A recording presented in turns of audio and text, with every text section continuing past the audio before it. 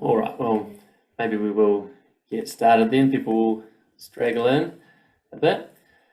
Okay, so welcome everyone to this second Syncross Special Ethics seminar for the term. Today we have our very own, I can say, our very own Brian Earp now, who's recently joined the Uehiro Centre as a Senior Research Fellow. He's also Associate Director of the Yale Hastings Program in Ethics and Health Policy, which unsurprisingly is at Yale and the Hastings Centre. And he's the Associate Editor of, or an Associate Editor of the Journal of Medical Ethics.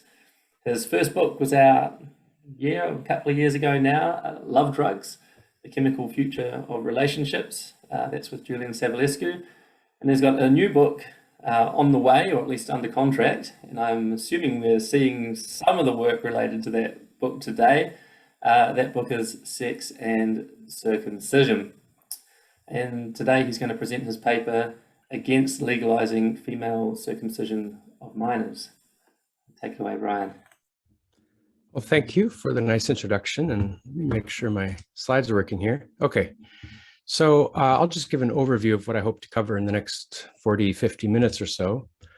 The main goal is that I want to inform you of some growing efforts among some legal scholars and bioethicists to advocate for the legalization of what they regard as minor forms of ritual or otherwise medically unnecessary female genital cutting.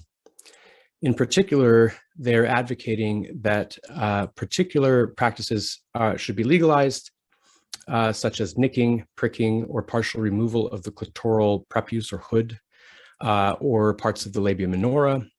And they tend to advocate that the practitioner should try to avoid cutting the clitoral glands. And so for that reason, they sometimes refer to this subset of practices as female circumcision, given the anatomical analogy between the clitoral foreskin and the penile foreskin, where removal of the latter is called male circumcision in common parlance. So one important legal backdrop to this discussion is that just a handful of years ago, the US federal law against what's legally defined as female genital mutilation, and I'll talk about terminology in a moment, was ruled unconstitutional by a federal judge, and it was struck down. This was a very significant development, and I'll return to this at the end of the talk.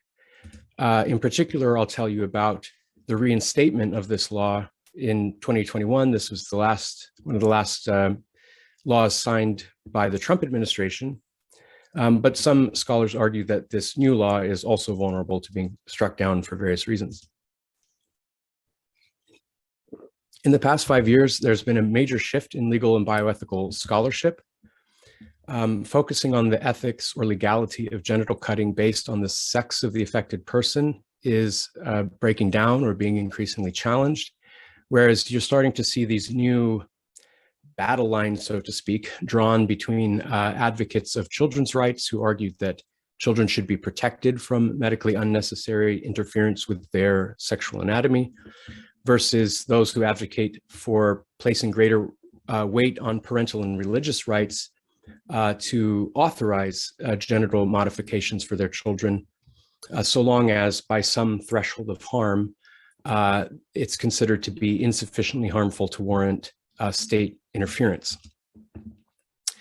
So it seems likely that legal protections for under 18 girls against medically unnecessary forms of genital cutting are at least at risk of continuing to be eroded. And this has potential UK implications because along certain dimensions, the UK law regarding FGM as it's defined also in UK law and the US law have some similarities. Interestingly, the UK law doesn't have an age criterion. So even over 18-year-olds who undergo what the law defines as mutilation are considered to have been subjected to an illegal practice in the UK. So I want to help you understand these developments. The literature here has really stripped far ahead of most sort of common knowledge among the public, and even many scholars are not aware of these developments. So this is a seminar that's sharing with you really the latest work. I want to tell you a little bit about my perspective on these issues, just so you can tell what I'm what I'm trying to accomplish with this talk, and when I'm speaking from my own perspective versus when I'm trying to clarify the perspective of others. In general, my goal is going to be to steal the argument of advocates for legalization. This is because these are very serious senior scholars who are making arguments that many will find compelling. And I argue against this view. The title of this talk originally is taken from a paper in which I argue against legalization of so-called female circumcision of minors. Nevertheless, I think it's important to give the strongest showing of the opponent's argument. My background academically is in sort of two areas, at least. One is philosophical ethics, and one is in social psychology. I have a PhD in philosophy and psychology. So I often evaluate complex practices from wearing two different hats. From my ethical hat, where I make normative arguments when I publish in the Journal of Medical Ethics or comparable journals, I consistently argue that all medically unnecessary genital cutting of minors, including supposedly superficial forms, are wrong. I don't argue that they're wrong because they're harmful necessarily. I argue rather that they're wrong because they're disrespectful. They involve an unwarranted and unjustified intrusion into the private sexual anatomy of somebody who is vulnerable and can't consent to that. So that's my ethical perspective that I've been pursuing now for something like 10 years. Recently, I had the privilege of working with about 90 colleagues in anthropology, medicine, philosophy, law, gender studies, and so forth, to put together a shared perspective where we argued that under most conditions, cutting any person's genitals without their own informed consent is a serious violation of their right to bodily integrity, again, irrespective of how harmful some third party judges the cutting to be.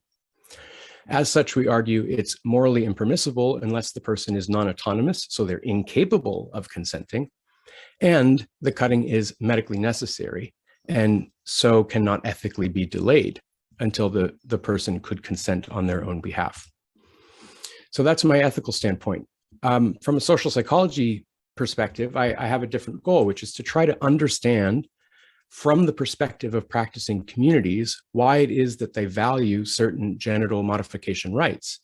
And so throughout this talk, when I try to present reasons for modifying the genitals of a child, it's not because I think that those reasons necessarily justify the practice, but rather it's because, again, I'm trying to help explain the practice from the perspective of those who value these rituals.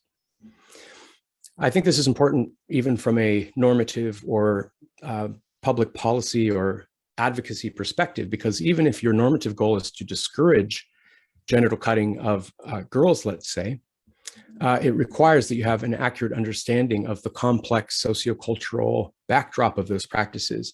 It's not enough to rely on stereotypes or bumper sticker slogans or the sorts of things that activists often appeal to in creating an oversimplified mental image of what people think female genital cutting involves. Because if you rely on those oversimplifications, your policy may misfire. You may come up with ineffective interventions, interventions that have harmful side effects for the communities concerned, leading to stigmatization of practicing communities, often racially biased interpretations of the legality of genital cutting, unjust treatment of marginalized groups, and this can lead to loss of trust and cooperation and exacerbate us versus them kind of thinking. So just to clarify again, in trying to understand practices, I'm not thereby assuming that they can be justified morally speaking. I do think that morally decent, reasonable people who interact with particular social structures and incentives can engage in what others may see as clearly bad or immoral behavior, not just outsiders, of course, but also dissenting insiders. It's always important to remember that communities are not homogeneous, but rather they are heterogeneous, and within cultures where genital cutting is the dominant norm, there is always some subset of people who object and are trying to advocate for cultural change. And again, from my own normative perspective, I support those dissenters. So some of how I'm going to do this is to flip the lens, so to speak, and spend a portion of this talk looking at culturally familiar forms of genital modification that are associated with so-called Western culture, and see if we can try to understand how those practices might look to outsiders who don't engage in the practices, so that, again, we can try to avoid this othering tendency of viewing those who practice female genital cutting as somehow fundamentally different from us who don't practice female genital cutting. Now, I need to talk about terminology. The set of practices in question go by many different names. Most scholars now prefer to say female genital cutting. The law in many countries following the terminology of the World Health Organization and some advocacy groups is female genital mutilation. The subset of practices that I'll be talking about today are called by advocates of those practices female circumcision. They're trying to draw a parallel with male circumcision, which they assume is morally permissible. The recent legal developments that I'll be highlighting concern so-called ritual nicking of the vulva.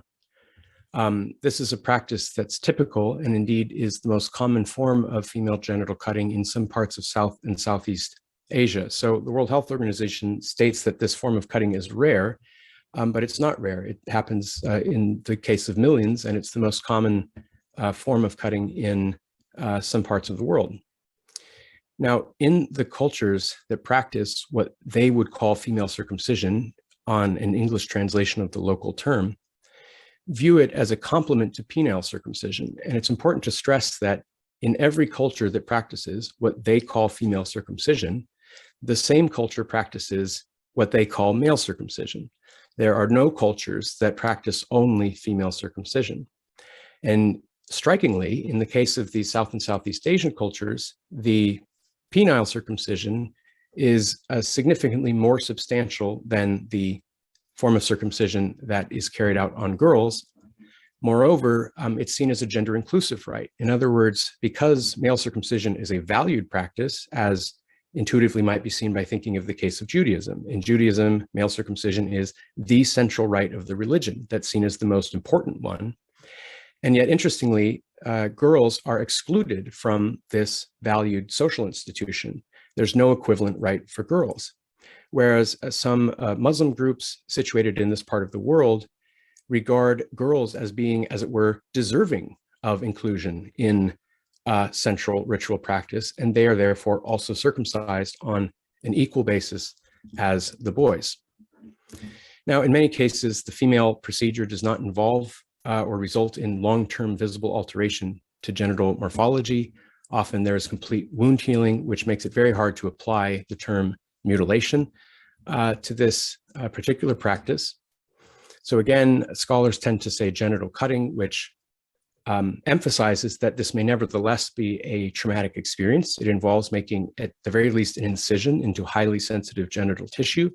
Depending on the age of the child, this may be something that they experience and remember as a sexual intrusion. The child will inevitably be held down by one or more adults.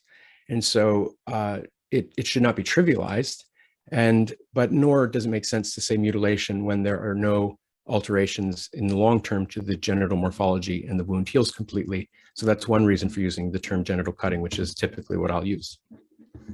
Now, when I say female genital cutting, I'm really trying to refer to children who are born with what's called endosex female traits, in contrast to intersex female traits. So endosex just means, in the way that, say, cisgender can be contrasted with transgender, and endosex can be contrasted with intersex, and it refers to children whose genitalia are easily and unambiguously categorizable as female according to the classification criteria employed within medicine. These children may, of course, grow up to have some different gender identity than female, and so I'm not taking a stand on that. I'm just referring to classification of sexual anatomy. Similarly, MGC, or male genital cutting, is really meaning to refer to children who have endosex male traits, typically upon visibility of a unambiguous penis, the child will be recorded as male. And so again, mostly I'll be talking about penile circumcision in that context. And I don't tend to call it male circumcision because endosex males who have their penile foreskins removed may grow up to become transgender women. In fact, in the United States and in Israel, the vast majority of transgender women will have had part of their penile organ removed routinely when they were infants. Finally, intersex genital cutting refers to children who have variations in sex characteristics or differences of sex development or intersex traits. The language here is, again, contested. Now, I'm not implying that intersex persons are necessarily some third separate sex category. Some intersex people will append intersex to a binary sex term. So they may say, I'm an intersex male or I'm an intersex female. Some intersex people identify simply as intersex and may have a gender identification that falls outside of a gender binary. So I'm not trying to imply anything in particular about how these categorizations should go. And already you can see that trying to draw distinctions about the legality of, and also the ethical permissibility of, performing a medically unnecessary genital procedure on a child on the basis of how their genitalia are classified vis-a-vis dominant sex and gender categorizations is going to be hard to sustain. So here's the historical background that I mentioned earlier. In November 2018, the US federal ban on female genital mutilation was ruled unconstitutional by a judge, and I'll explain why. Now, strikingly, just a few months later, this is another article in the New York Times, you'll see that the practice is now called female circumcision in the headline. And the Justice Department declined to defend its own law against female circumcision. It was seen as fatally flawed. And so it took the passage of a subsequent heavily revised law to replace it quite a bit later, as I'll explain. So why did this happen? Why was this law struck down? What's the context? And what's the future of law and policy on child genital cutting?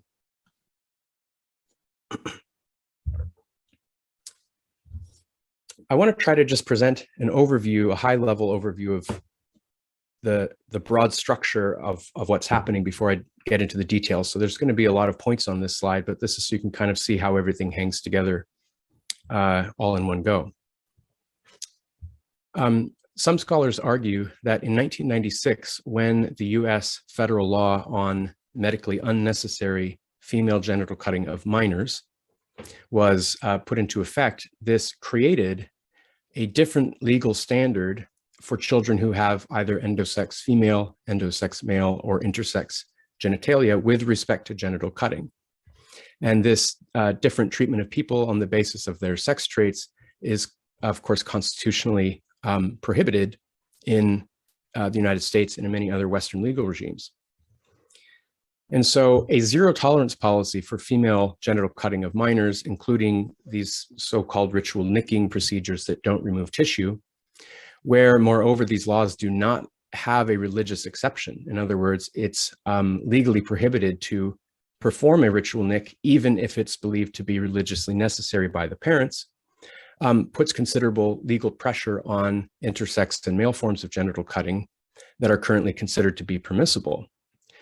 And so prominent defenders of male genital cutting of minors, primarily ritual or religious newborn penile circumcision, have expressed growing concern about the legal implications of zero tolerance for female genital cutting. Increasingly, then, in the last 5 to 10 years, some of these scholars have been arguing in bioethics and law journals that female genital cutting of minors should actually be legalized. So rather than thinking of some restriction being placed on male genital cutting of minors, these scholars, in order to resolve the double standards and be intellectually and morally and legally consistent, have proposed that protections that are currently in place for girls should in fact be removed. Again, what they call female circumcision refers to a cluster of practices ranging from ritual nicking, pricking, or partial removal of the clitoral prepuce That falls under WHO type 4 FGM, or partial or total removal of the foreskin or hood is sometimes classified under FGM type 1A. Partial or total removal of the labia minora, which of course is referred to as labiaplasty when it's performed on adults, is classified as WHO FGM type 2A. In any event, these scholars argue that the clitoral glands, the part of the clitoris that protrudes outside the body, should not be cut. So what does this mean for children who have intersex traits? Some intersex females have clitoral surgeries in an attempt to mold their genitalia into a supposedly more feminine appearance. These surgeries are not medically necessary on any usual sense of that term. And so on some views, these surgeries should simply be classified as FGM. So we need to think about how all this ties together. So as I mentioned, sex-based distinctions are breaking down, and you now see that there's this new set of lines being drawn between advocates of parental freedoms to modify children's genitals and those who advocate for children's rights when the child is insufficiently mature to consent on their own behalf, to be protected from genital cutting. The Parental Rights Alliance, as I mentioned, is seeking to remove existing protections from girls. A counter movement has sprung up or gained in some prominence, arguing for a different type of solution to the problem of double standards. And I consider myself a part of this movement in that all of my academic articles advocate for this position. I and many others argue that all children who are insufficiently mature to consent on their own behalf, irrespective of their sex characteristics and irrespective of how harmful or harmless someone thinks it may be to cut their genitals, have at the very least a strong moral interest in protection of their bodily integrity and their sexual anatomy from these intrusions, and what we call genital autonomy, which just means they will have preserved for them in the future the ability to make a decision about whether they are comfortable having surgical risk concentrated on this particular sensitive part of their body. So the claim here is that medically unnecessary non-consensual genital cutting in children should be discouraged, regardless of the child's sex, by all appropriate means. Now, I just need to emphasize that discouraging a practice does not necessarily mean it should be criminalized, that criminal penalties should be applied to parents or doctors, let's say, who may perform these practices, particularly when general awareness of the potential illegality of the practice isn't widely there. There are many levers that people can pull in society to try to discourage problematic practices, including softer social change efforts like education and consciousness raising and building bridges with practicing communities and so forth. So I just want in our minds not to leap to the conclusion that if a practice is morally wrong, as I argue these practices are, that therefore they should be criminalized or be accompanied by criminal penalties.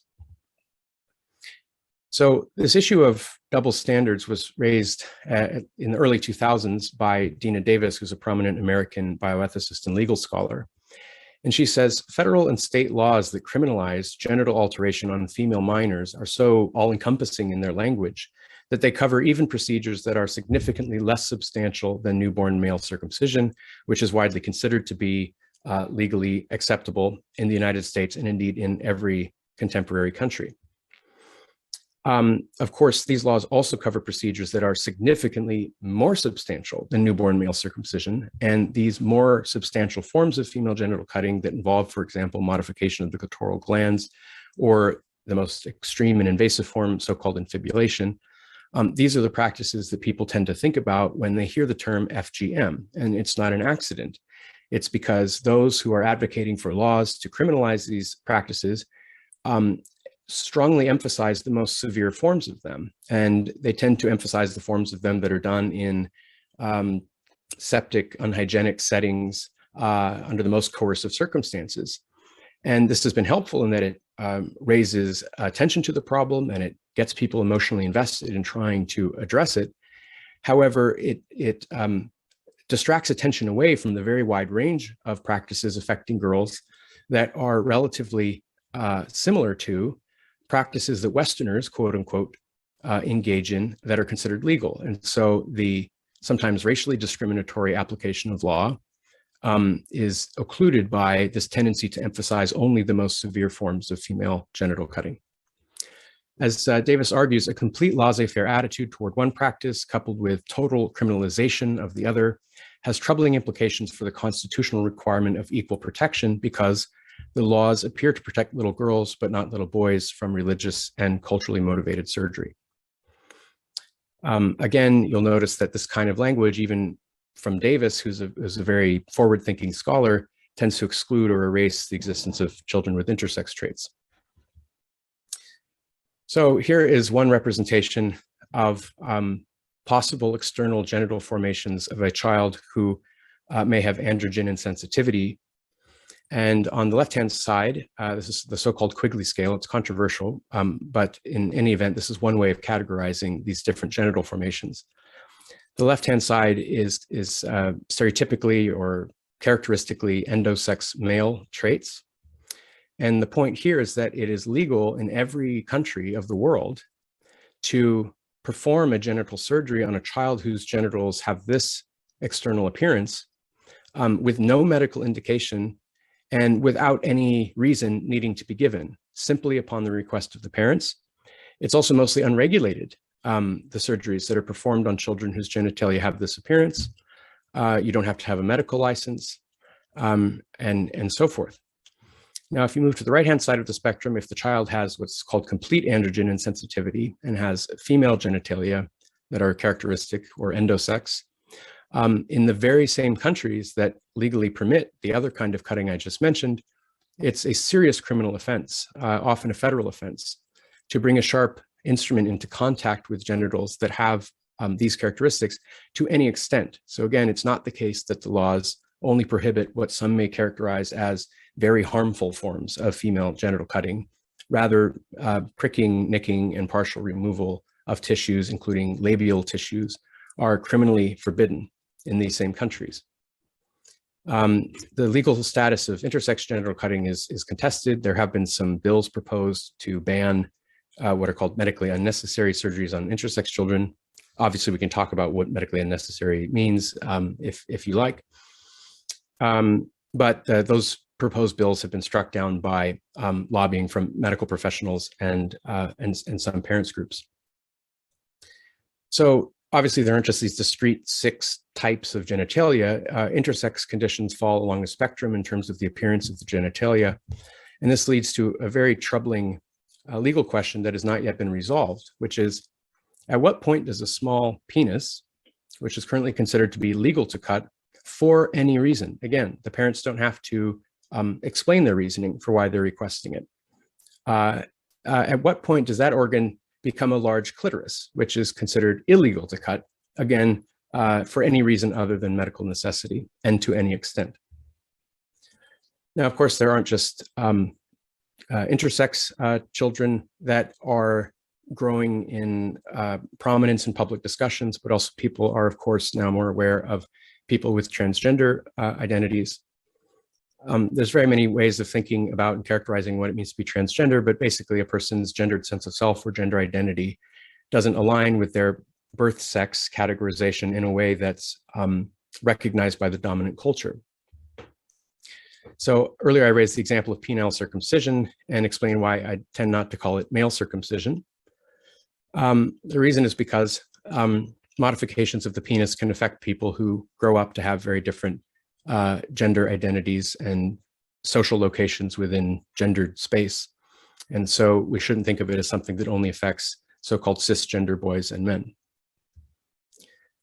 People who have non-binary or genderqueer identities as well may be affected by penile circumcision. Interestingly, there's also very practical implications of removing the penile foreskin for people who adopt a female transgender identity and who may want to undergo a gender affirmation surgery. The most common surgery of this kind, leading to construction of the neo-vagina, involves use of the penile foreskin. And if that tissue has been removed, further full thickness skin grafts may have to be taken from the thigh or other parts of the body. Okay. Now, I'm going to get somewhat specific here in terms of what exactly is done in procedures that are considered legal in Western countries, certainly, but also really other countries as well, so that you can get a better sense of why it is that advocates of what they call female circumcision think it should be permitted to perform the type of genital cutting that they endorse on religious or cultural grounds. Now, male genital cutting is often spoken about, or penile circumcision in particular, as just a snip. It's seen as something that is so minor that it shouldn't really come onto the scene in terms of legal prohibition, for example. Now, when people say this, this is more common in my home country, the United States, where newborn penile circumcision is a majority birth custom, irrespective of, say, religious beliefs. It's just been a medicalized practice there, and there's an interesting history that maybe we can talk about. But penile circumcision is minimized and trivialized in the United States, often with this phrase, it's just a little snip. Now, I think when people say this, it's because they're imagining an infant's penis, which is very small. And so in absolute terms, not very much tissue is removed. But if the same surgery were performed on an adult, the amount of tissue would be about 200% greater and would amount to between 30 and 50 square centimeters of tissue, which works out to roughly a third of the penile skin system. So this, depending on your view, might be considered not a very trivial intervention into the body. The tissue that's removed is not just any tissue. It's a double layered tissue that has a soft mucous membrane on the inside and an outer protective layer on the outside, like the eyelid. It's self-lubricating. It has sebaceous glands. It's hairless tissue, which is partly why it's so useful for skin grafts when it's used for that purpose. And it's directly anatomically analogous to the clitoral foreskin, which is an extension of the labia and has very similar properties to the labia. And so this analogy turns out to be crucial for understanding why some people think there's an existing double standard. So what is currently legally allowed, not only in so-called Western countries, but in every country around the world, on non-consenting children who have been categorized as male at birth? This procedure is considered legal when there is no valid medical indication for performing it. It's widely considered ethical for doctors as part of their professional duties to perform this surgery when it's done for cultural, religious, or any other reason.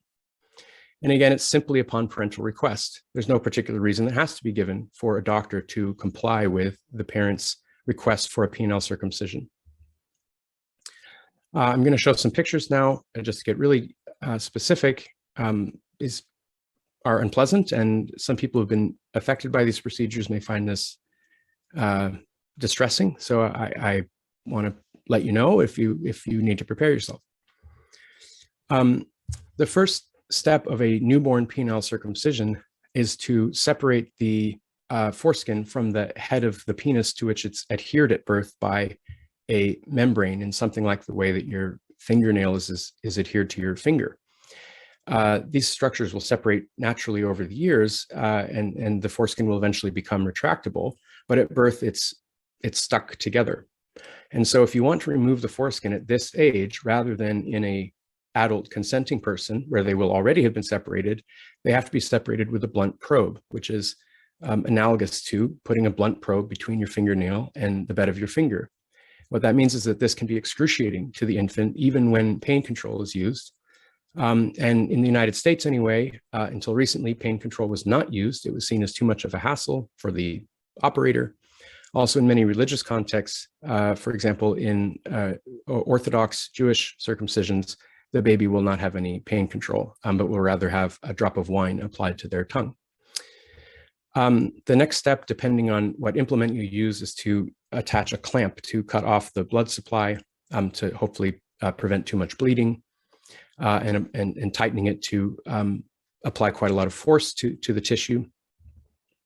And then once hemostasis is achieved, then there's excision of the tissue. And so as you can see here, proportionally, the amount of tissue removed from this child's healthy genitals is about a third of the skin system of the penis. Now, it's not just any tissue. This has been documented through a number of different studies as being the most sensitive tissue on the penis to light touch sensation and mild sensations of warmth as well. And it's not just physical effects. One thing about applying a sort of medical lens here, where we think of body parts and tissues and so forth, is we forget that a surgery is happening to a person. Now, the person in this case is probably not forming conscious memories of what's happening. It's very hard to know and to study what the effects are of this painful procedure affecting the genitalia of a child on their neurodevelopment, because we can't just ask them what's going on, and nor has there been a great effort to study brain development changes that may follow from this procedure. But there is some work suggesting that early painful experiences can have long-term consequences for neurodevelopment. Now, the manufacturers of this device, which is called a circumstraint, have made the straps blue, which is probably playing on the gender stereotype that blue is for boys. But I want us to just imagine that instead the straps were pink, and this was a child who was categorized as female at birth and was going to be raised as a girl. My strong intuition is that if she is healthy, if she has not facing any medical problem, it is morally impermissible for a doctor to bring surgical instruments anywhere near her genital anatomy. And I've made this argument in many papers. It's contrary to a doctor's professional duties, I suggest, to perform a medically unnecessary surgery, no matter how slight, on the healthy genitalia of someone who's in their most vulnerable possible state, namely a newborn. Now, again, just imagine that instead of thinking of FGM or whatever stereotypes we may have about what that is, imagine we were instead speaking about cosmetic labiaplasty. Cosmetic labiaplasty is something that is common in Western culture. It's something that's widely performed, typically on consenting adults, but of course, younger and younger girls are now undergoing labiaplasty with the supposed proxy consent of their parents, with several hundred cases as young as 13 and 14 on the NHS in the last several years. Now, it's hard to make a direct comparison here, because if I told you that we were going to think about infant labiaplasty, many people would respond with incredulity. They would say, well, labiaplasty is something that should be done only voluntarily when the person whose body will be permanently affected has asked for it. Indeed, according to the American College of Obstetrics and Gynecologists, and the British equivalent has the same policy, labiaplasty in girls younger than 18 years old should be considered only for those with significant congenital malformations or persistent symptoms caused directly by labial anatomy. A surgical alteration of the labia that is not medically necessary in anyone under the age of 18 is a violation of federal criminal law in the United States, namely the 1996 FGM law.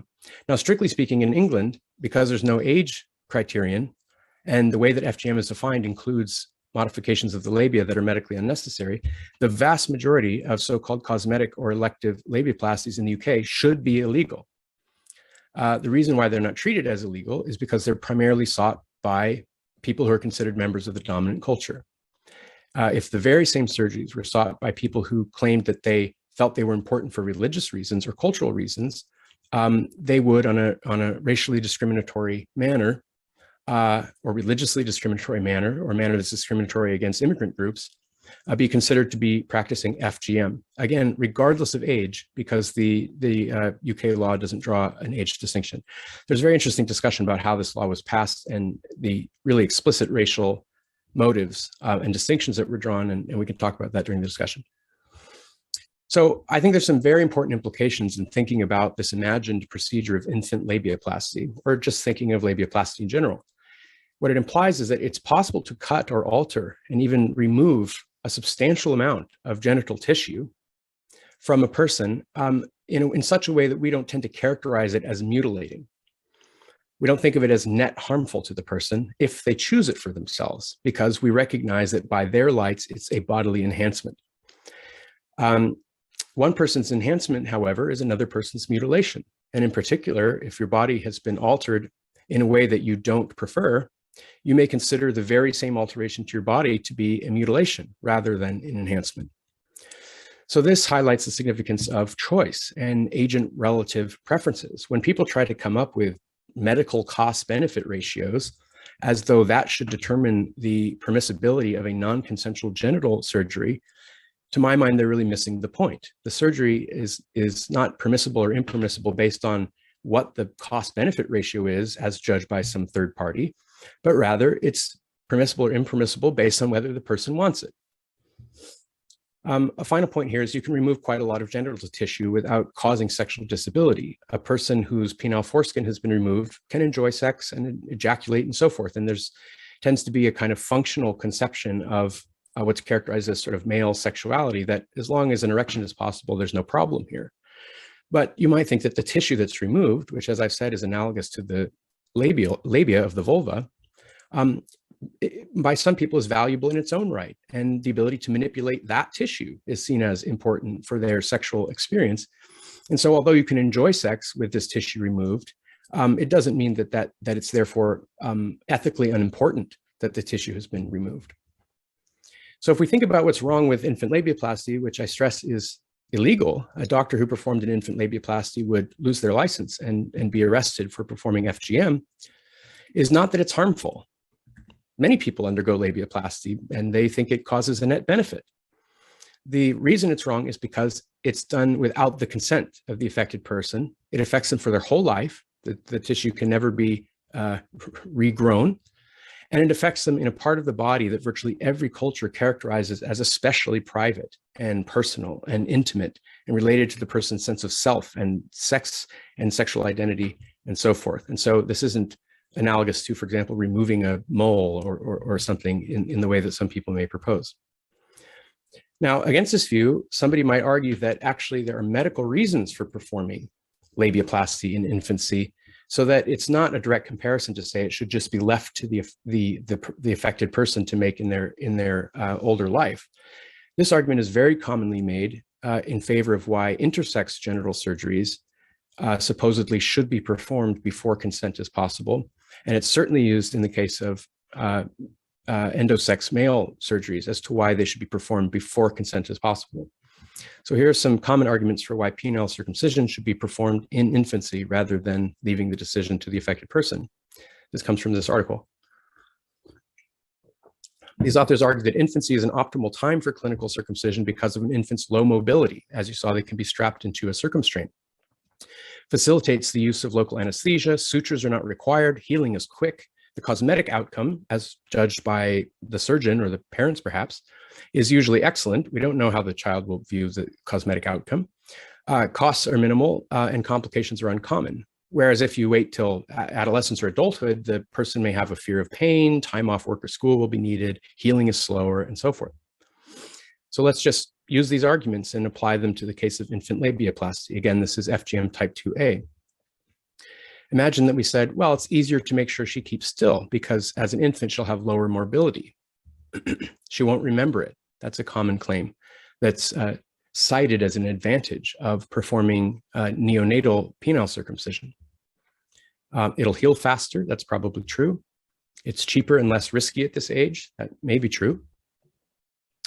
Sometimes you'll see the claim that future sexual partners may prefer someone who has a genital modification and that therefore it's permissible or prudent to perform the surgery in infancy when, quote unquote, they won't remember it. Obviously, people have different attitudes toward what their preferences are for whether their partner should have modified or unmodified genitalia. So even if it's a dominant custom, you can't predict any particular sexual partner's preferences. It might even be claimed that removing the labia has health benefits. It's easier to keep the vulva clean because there's less moist tissue to trap bacteria. This is, again, a common refrain in the United States regarding penile circumcision. It's less common in the UK, where it's understood that the health benefits are mostly trivial. Fewer labial injuries during sex, lower risk of labial cancer. She won't have to take time off work or school, as we just saw in the previous slide. So all those arguments might be true. It might be medically better to perform a labiaplasty in infancy rather than in adulthood. And so you can't make a direct comparison. But what I would argue is that all of those considerations are morally irrelevant, because the baseline presumption should be that you must not interfere with the sexual anatomy of a non-consenting person unless there is a medical emergency. And the reason for that is that it's her body, and it's a special part of her body, and therefore it should be her choice, irrespective of relative risk profiles that could be documented for infancy versus later in life. That's my view. So I just want to wrap up here by drawing a distinction between harmfulness and wrongfulness. I think you can wrong a person without necessarily harming them, and you can harm someone without wronging them if you accidentally bump into them on the street or something like that. So I'm going to come back to the legal questions, but labiaplasty is morally impermissible in young girls, not because of any empirical facts having to do with the risk of surgical complications. You don't have to look up any medical studies to find out what the risk of complications is to make an ethical judgment about infant labiaplasty. It doesn't rest on the predicted effects on sexual pleasure. You don't have to play up these ideas that somehow the genital cutting will disable a person sexually. Even if it doesn't disable a person sexually, it's still wrong, on my view. Even if there are health benefits to it, given that these health benefits could be achieved in non-surgical ways or in ways that are consensual, such arguments are, in my view, ethically irrelevant. It doesn't have to do with how much tissue is removed. Again, in my view, it's the non-consensual cutting of an intimate part of a vulnerable person's body without urgent medical need. And this, of course, applies to children regardless of their sex characteristics. Now, we have to ask, what's so special about medical necessity? Some people might think that a surgery is culturally necessary, or they might think it's religiously necessary. So why should medical necessity, as it were, have a privilege over these other perceived necessities in creating an exception to the general strong moral presumption against interfering with another's sexual anatomy? Well, I think that they're non-arbitrarily different from each other. Medical necessity is based on values that are universally shared across cultures and metaphysical belief systems. So almost everybody puts a very high value on not dying prematurely, preserving core bodily functions, avoiding serious disability, and alleviating other direct threats to well-being that are recognized as such robustly across time, culture, and circumstance. And what that means is, if somebody underwent a medically necessary alteration to their genitalia, it's unlikely that they will ever come to a view according to which they even could conceive of that as a moral wrong done to them. Whereas that is not true for surgeries that are performed on the basis of beliefs, norms, and values that are in fact highly variable and contested and different between communities, and are the sorts of views that people often change their minds about in modern multicultural societies where people have access to the internet and their future values cannot be controlled. And so imagine that a female genital cutting, even a supposedly minor form, is done on the basis of the parent's religious beliefs. Those who advocate for female circumcision think it is a form of discrimination against them that they are not allowed to perform female circumcision for sincerely held religious reasons, when other groups are able to perform male circumcision for deeply held religious reasons. And I'll explain why that argument is correct in the sense that they are being discriminated against. But morally speaking, I still think it's wrong to perform genital cutting on someone who can't consent for religious reasons, and I'll explain why. This is a quote from a survey of the Dawoodi Bohra, which is a Shia Muslim sect that performs both male and female circumcision, as they say. In most instances, the process involves the removal of a pinch of skin from the clitoral hood between the ages of 7 or between 6 and 12. They point out that the holy book, the Quran, does not mention female circumcision, but a secondary source of Islamic jurisprudence does. The same is true for male circumcision. It's not mentioned in the Quran, it's mentioned in secondary sources. I'm realizing now that I'm probably going to be over my time, and so I have to skip through the next few slides in order to draw this to a conclusion. Very briefly, the argument that because something isn't in the Quran, it therefore isn't religious is not a reasonable view. Many practices are not explicitly listed in the Quran, such as praying 5 times daily and so forth, but they're recognized to be religiously obligatory for devout Muslims. Okay, so what happens is if your body's been permanently modified or somebody cut your clitoral foreskin on the basis of their religious beliefs, and then you grew up to not share those religious beliefs, it's reasonable for you to feel that you've been violated in some way. And I want to share someone's story to that effect. This woman writes, a member of the Dawoodi Bohra, as the years rolled by, I attained puberty. And after experiencing my first menstruation, I became aware of my sexuality. At this point of time, my second eldest sister, in order to give me an understanding of sexual knowledge, gave me a book to read. After reading that book, the full impact and realization of that awful, painful, and life-changing procedure which I was made to undergo at the innocent age of 7 years dawned on me. I was privately distraught and enraged to learn that I had been robbed of my full feminine rights to sensuality and sexuality. This feeling disturbs and traumatizes me, and feelings of inadequacy and incompleteness remain with me even till today at the age of 61. After making a private self-examination, I found that the prepuce or foreskin of my clitoris had been cut off. What's striking about this example is, I see Doug's here. So, okay, that's my reminder. I got to finish up. The woman had a change in mind. Sorry, Brian. I wasn't sure if you had lost your internet or I'd lost my internet, and I thought, oh, I better come back into the room to check it out. So, anyway, I think we're working now. So I wasn't trying to rush you. No, that's okay. Thanks for checking in. And yeah, I'm seeing that I'm almost at an hour now. So I'll wrap up in the next few minutes. So this this person underwent a change in her mind or her perspective. It's not that her body went through some further change. What happened to her when she was a kid. But when she grew up and gained a different perspective, she saw that modification as something that maybe as a child she learned was beneficial, or maybe that she learned was something that drew her closer to God or made her more connected with her community or her ancestors. And maybe she believed all of that. But if she changes her mind, it's not hard to see why the very same body modification can be reframed or recharacterized as something that a person is daily disturbed by, because they now carry a scar on a part of their body that they have also been socialized to believe is private. And they can never remove the scar, no matter how long they live. So even in cases with supposedly limited physical effects, the symbolic meanings can be disturbing for many people. For the reasons that I've just mentioned. It involves interference with a person's sexual anatomy when they're in a particularly vulnerable state. It involves exposing them to risk. Even if you mean to do only a minor incision, you may cause nerve damage, or the knife may slip and cause more damage than is intended. And it's rational to prefer that no such risk is concentrated on this part of a person's body, especially when they're healthy. And again, these procedures are carried out on behalf of reasons which, unlike in the case of medical necessity, there's a significant chance of adult rejection upon reconsideration. Okay, so I'm in the final stretch here. The first US test case, the one that led to the striking down of the federal FGM law, concerned primarily this woman, Dr. Jumana Nagarwala, who's a member of the Dawoodi Bohra, the Shia Muslim sect I just told you about. The Dawoodi Bohra are mostly based in India and Pakistan, but there's a global community, including members in Detroit, Michigan, where this case took place.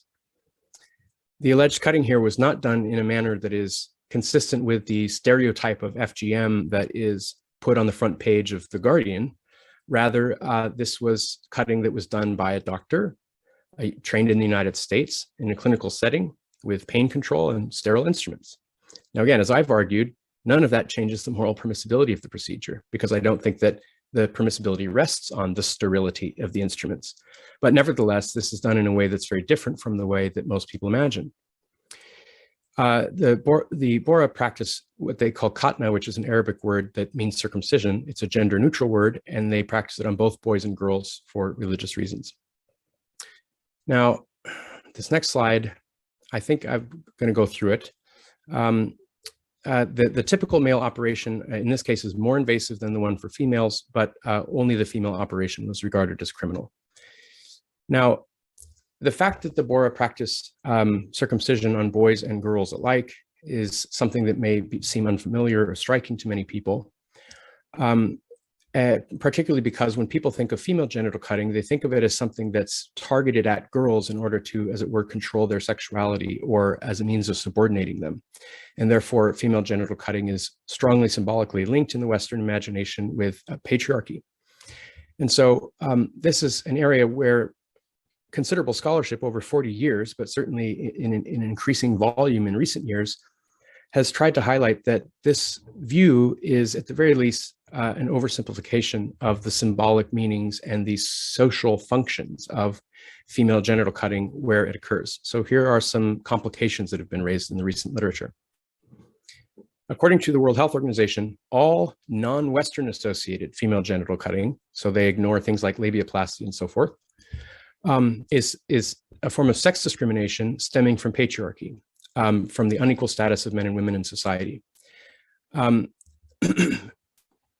But it's hard to square that with some facts. One is that almost all FGC practicing societies also practice MGC under the same conditions and for largely similar sociocultural reasons. The inverse is not true. There are many societies that only cut the genitals of boys, but there are virtually no societies that only cut the genitals of girls.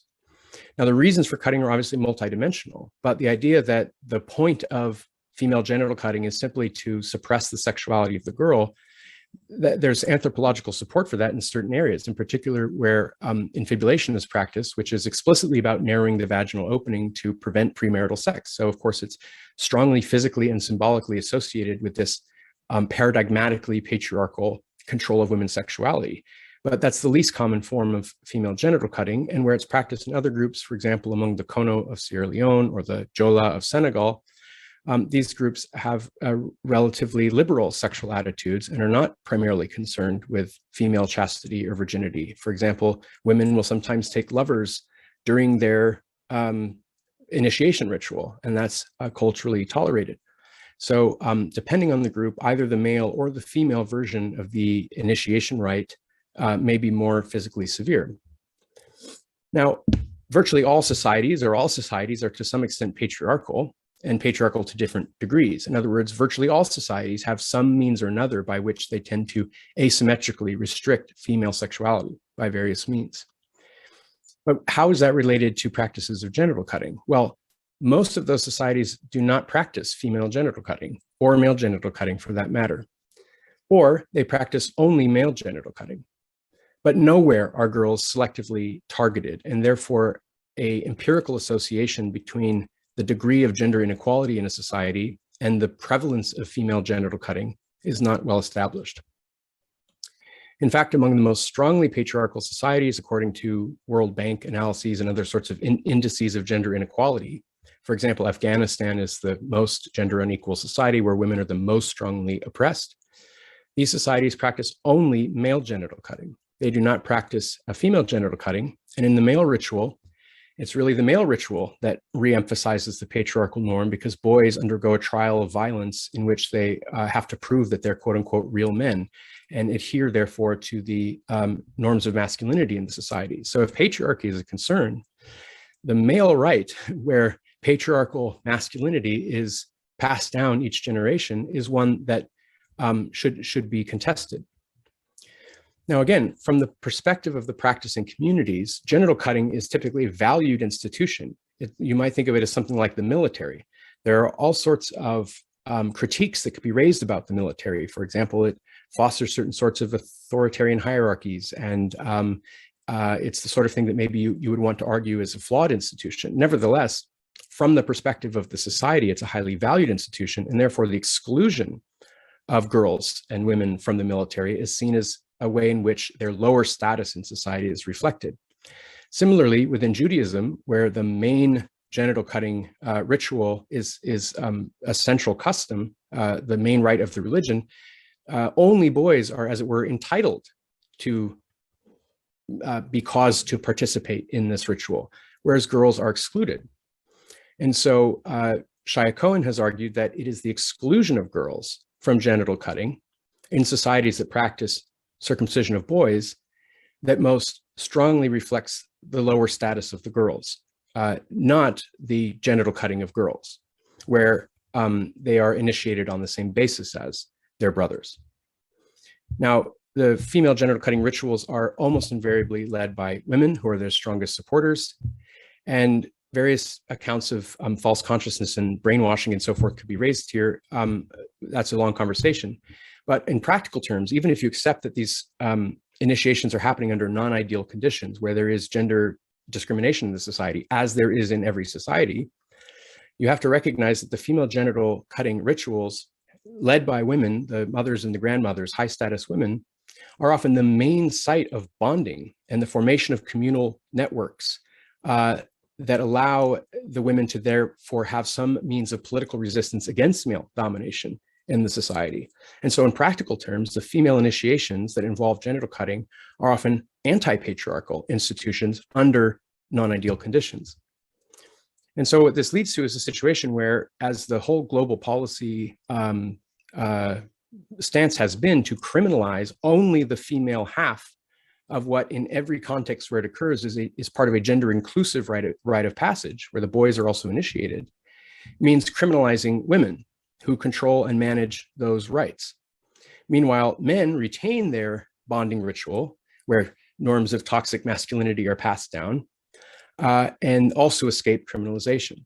So this is discriminatory and unjust on multiple different levels. And the point here is that it is not helpful to the women who are being criminalized for carrying on a tradition that they value in the same way that the men carry on a parallel tradition. Okay. This slide is just to emphasize again that in the top 10 most gender asymmetrical countries, according to various metrics, where women are the most seriously oppressed, as you see in the left-hand column there, most of them have no form of female genital cutting. However, all of them have extremely high rates of male genital cutting. In other words, if there is a statistical association, it's likely between male genital cutting and patriarchy in terms of the degree of gender inequality, rather than between female genital cutting and degree of gender inequality. So here's how this plays out in the case of the Dawoodi Bohra. According to Richard Shweder, among some Muslim groups, there is a gender-inclusive version of the Jewish Abrahamic covenant. Not only the boys, but also the girls are circumcised, to use his term. The procedure for girls amounts to a nick, abrasion, piercing, or small cut restricted to the female foreskin or prepuce. The custom is less invasive than a typical male circumcision, as routinely and legally performed by Jews and Muslims. So the same families that practice female circumcision, for which Jumana Nagarwala was faced with federal criminal charges, also circumcised the boys more extensively. Now, Rick Schrader's view is, if the practice is legal for the gander, why should it be banned for the goose? And so to follow his reasoning through, female circumcision should be legalized. That's what he argues. Now, Arian Shavisi and I have said this sort of reasoning leads to a dilemma. If male circumcision should be permitted generally and for any reason, because in some groups it is regarded as an explicitly religious practice, then relatively mild forms of female genital cutting that are regarded by some groups as religiously required should, by this logic, also be given equal consideration and should be tolerated for all groups, regardless of the reason, so that parents who want to modify their daughter's genitalia without cutting the clitoral glands should be allowed simply upon parental request in order to achieve sex equality, according to this view. And this is precisely what defenders of male circumcision have now been arguing. So Aurora and Jacobs in the Journal of Medical Ethics argue that because male genital cutting is tolerated, even when non-consensual, so too should female genital cutting. We argue that in a liberal society that tolerates expression of culture or religion in the manner of male circumcision should also permit what they regard as minor FGC procedures. Now, again, the people who undergo these procedures do not always regard them as mild. Making a judgment for someone else about how much harm they're going to experience from having a genital operation is a tricky proposition. In any event, their justification is this is appropriate because all Western nations, in fact, permit ritual circumcision of men. I don't know why they say men here. Men are not ritually circumcised. If you circumcise a man without his consent, it's understood to be a sexual assault and battery. It's infants who are circumcised, who are even less able to defend themselves than men. This was not an obscure academic debate. The Economist picked up this line of reasoning. The editors wrote, after 30 years of attempts to eradicate a barbaric practice, it continues. It's time to try a new approach. What they suggest the new approaches that should be tried is to tolerate legally female circumcision. And so increasingly what you're seeing is that the presumed moral and legal acceptability of medically unnecessary non-consensual penile circumcision is now being used by prominent legal scholars, bioethicists, anthropologists, and others to justify arguments in favor of what they regard as minor, non-consensual female genital cutting. As Davis concludes, as long as Western countries continue to countenance male genital cutting, the criminalization of even the ritual nick cannot fail to dilute the persuasiveness of the official stance against FGC while carrying the unmistakable taint of intolerance and double standards. And as I've been alluding to throughout the talk, it's not just sex-based double standards, but race and religious-based double standards in practice. So here's the federal ruling. Judge Bernard Friedman struck down the FGM law, making a jurisdictional argument. He said that the federal government didn't have the authority to pass a law affecting all 50 states because it concerns what he calls local criminal activity. And this is a very important point. The local criminal activity in question was this so-called ritual nicking or female circumcision, so something that's less severe than male circumcision. And he says it's already illegal in the United States because it's a physical assault. If there's not a valid medical indication and the person can't consent, cutting them is an assault. And that's true in Anglo law generally. And so the argument has been made that applies here in England to circumcision of children of whatever sex. So the judge avoided confronting the collision at a federal level, but he passed it down to the states, who now, if they have a state level law, will be enshrining different standards for males and females. The judge was nevertheless aware of the equal protection problem. He says, as laudable as the prohibition of a particular type of abuse of girls may be, it does not logically further the goal of protecting children on a non-discriminatory basis. So my last slide here is the FGM law was reinstated. It was reworded so that it could be consistent with the interstate commerce clause of the Constitution. This is a cosmetic thing that was done. This is not really the underlying legal basis for the law. The law now makes explicit that pricking the clitoral prepuce without any removal of tissue or long-term functional damage is considered and defined legally as mutilation. And it's explicit that there is no religious exception for this. Even if the parents are devout, pricking a clitoral prepuce, they will face federal criminal penalties. So to summarize, I think the future of law and policy is going to really shift from the x-axis here, which is making a judgment about how stereotypically male or female a child's genitals are, in deciding whether it is permissible to modify those genitals medically unnecessarily and non-consensually, over to the y-axis, where the overriding question should be, is the person sufficiently autonomous to choose to have their own sexual anatomy that's healthy, modified for reasons that they themselves endorse in the fullness of their adult values and chosen community and so forth. So that's where I think this conversation is heading. I wanted to give you a heads up, and I really look forward to our discussion over the time that remains.